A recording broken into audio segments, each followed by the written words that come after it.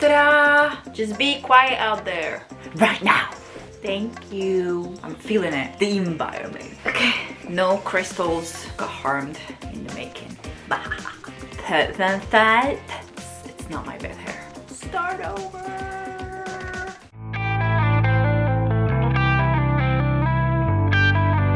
Hi guys, it's Bri again and welcome back to my YouTube channel. And welcome back to 7-Day Mindfulness. This is day 6, where we're gonna unfold the topic of mindful living, aka environmental self-care. I think we don't even realize that the amount of time that we spend in a place called home, let it be the body, which we talked about, but also the actual physical house, home that you live in. How it's kept and how it's organized and how its environment affects us, it shows in our everyday life and even in our behavior patterns or even in our moods or in anything else that we project from within. So I would say mindful living is when you are paying attention to create a space for you where you feel safe and secure, not just within your own self, but the things around you and the environment around you and even the people around you,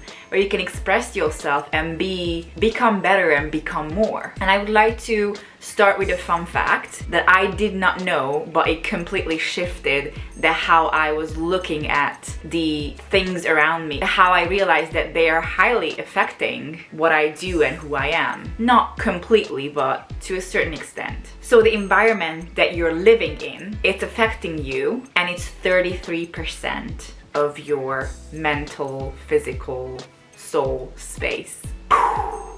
When I came across with this revelation or realization, I started making my bed. You know, just like those small changes. Rearranging my cupboard in the kitchen, making sure that my wardrobe is in sort of order, not obsessively, but which is giving me a good feeling of, oh, actually it's really nice being here. And also I want to mention cleaning your own space. When I clean, after that, you know, that feel good feeling like, oh my god, I know everything is clean, it's so great, and I just want to sit in the middle of, and I usually do, and sit in the middle of the room or the place that I just cleaned, and I'm just taking it all in, and then I just feel so calm, and I just feel so good about the fact that, oh my god, everything is in order, everything is so clean. Those type of environmental self-care habits that you can bring into your life so you actually can allow yourself to grow effortlessly. Here I can mention Feng Shui. Amazing if you know what to place and where in your house, in your room. There's one person that I learned Feng Shui from is Mary Diamond. Probably you guys know her from The Secret book and the original documentary. I was at an event when I met her and she was giving this speech or lecture about how decluttering actually is helping you with your manifestations, and not only with your manifestations but helping you create this habit of abundance because you are constantly clearing space out, which also helps you clearing space within, and you'll be able to get rid of the old and welcome the new. And she was also talking about brain waves, how that kind of visual satisfaction and visual comfort and visual safety can affect our brain waves and provide us with this mental clarity and mental health. Correct me if I'm wrong, I think the theta is the good brain waves, when there's this balance between the waves in your brain that you can take it all in, because you don't have to pay attention that what is out of place or what is out of order, but you just enjoying this feeling and frequency of I feel comfortable and I feel good in a place where I'm living or I'm being or I'm existing in, and I have space for more to come in. On the other hand, the beta waves, B-E-T-A, they are the ones that are all over the place, right? You cannot focus and you're just so overwhelmed of all the things. That's what I've learned. Apparently it's because your brain and your perception of the environment, you can only just take a mental image of a certain object for a certain period of time. So when you see things out of order for a longer period of time, you get overwhelmed because it's just too much at the same time, right? It's the same thing when you presented with so many choices, you get overwhelmed, like, oh, which one should I pick?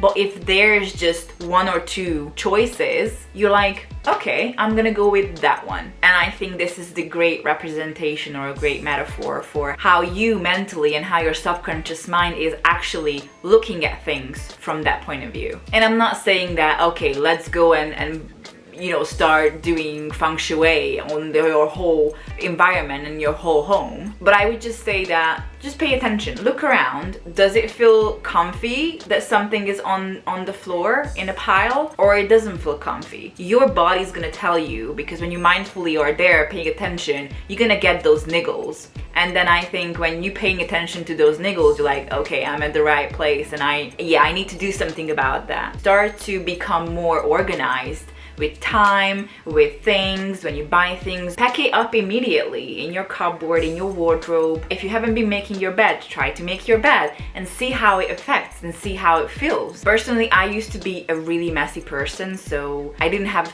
space or place for certain people in my life, for certain things in my life. It was a little bit chaotic. I didn't know what to do, how to do it, and it was a little bit of like a mess. And there was this quote when someone said that highly intelligent people are having this messy environment. Well, I used to use that as an excuse to continue being messy. It's also really important when you're creating a safe space around yourself, you are more than capable of then using that energy to create a safe space within. And when you do that, you're able to take your next steps towards a leveled up mindful living. And try to also focus on this, that it's a journey, it's not a destination. Your taste will change, your mindset will change, you will change constantly. And try to adjust to those steps and levels. So never finalize that, okay, this is going to be. You're always going to exchange things. You're always going to move forward. But while you're having those things in your life, enjoy them and create the best within you and around you. I think this is all for today. It's nothing really more that I can say than to make sure that you're learning how to organize, because it's really adds to you. It's your representation of how you feel within. Anything and everything is a mirror for us, which is, I found it really useful when I started becoming more mindful of how I live and how I would like to live. And it's just a great way to start taking responsibility for your own actions, for your own self, and create the best for you and live as the best you. Thank you guys so much for tuning in. Now I'm just not gonna be able to say that word. Tuning in. And thank you so much for tuning in today, guys. Again, if you haven't watched the previous videos, please do, and get more information about how to move, eat, think mindfully. And if you're brand new here and you would like to check out my projects and you would like to work with me or collaborate with me, just check out all the links down below. Don't forget to check out my Patreon page where you can find all the free coaching and manifestation resources. And also join my monthly memberships, which is built around manifesting through our physical body and how to learn to listen to our bodies, because your body is the representation of your subconscious mind. And if you like this video, or you would like to have more updates on holistic and mindful ways of living and loving and nourishing and moving, just press the subscribe button please, and subscribe to my YouTube channel. Really difficult for me to talk. Well, my environment, see? Oh my god!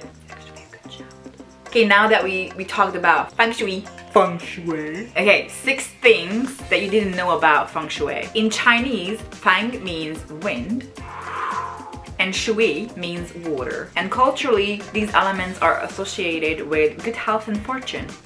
And mindful living. Let's add that at the end, right there. Thank you. There are 5 elements that Feng Shui uses in order to divide the world, and each element can be very easily invoked in your home. Wood, fire, metal, earth, and water. Metal, mental clarity and logic.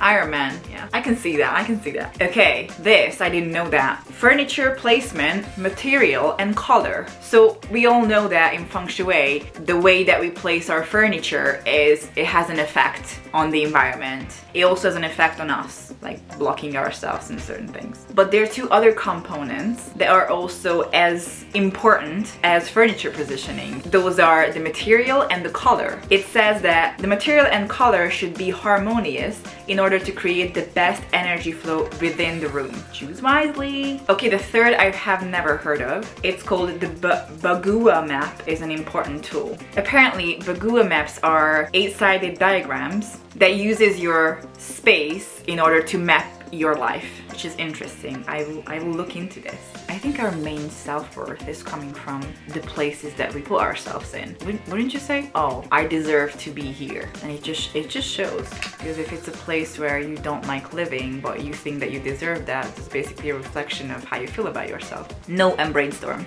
Okay, 4, it's about also keeping out foul energy. Much of the Feng Shui is focused on creating a positive, balanced energy field, right? But there's actually practices you can employ to guard against foul energies. He says, always keep the bathroom door closed. Oh, I never close the bathroom door. Painting your front door bright red. I'm gonna call the landlord tomorrow. 5, it's a lifestyle as well as a great career choice. I agree, it's a lifestyle. Feng Shui professionals have the best of both worlds. Their homes have wonderful qi, energy, and inner qi. And they can translate their knowledge as love of Feng Shui into a career that helps others balance their own energy. There you go. If you've been waiting for a sign to change careers, there you go, it might be your sign. 6, bringing Feng Shui into your home is easy. Just like what I've been saying is that use what you have, so try not to go on a shopping spree and then buy some stuff, but use what you have in creating whatever that you have and throwing things out that you don't need anymore. That's why it says that it's easy, and it makes sense. It's easy that way. And it lists like fresh flowers, like buy some fresh flowers for yourself. The one thing that I know is that the highest frequency flowers are roses. If you buy yourself flowers, buy yourself roses. That was fun. That was good. And also let me know your tips, guys. It completely turned into a Feng Shui video. I should get a table.